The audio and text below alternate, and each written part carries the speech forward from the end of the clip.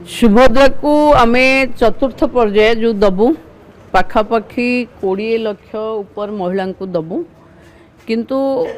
जो सुभद्रा हिताधिकारी माने असुविधार सामना करुचंती जे सेमानकर केवाईसी बहुत लोकंकर हेइनी तापाई बायोमेट्रिक रे केवाईसी करने को पड़िबो जो माने ओटीपी माध्यम रे केवाईसी करिचंती सेमानंकु भी बायोमेट्रिक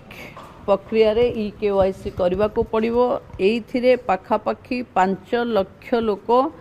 वेटिंग बा अंडर प्रोसेस देखौची जो अंडर प्रोसेस देखौची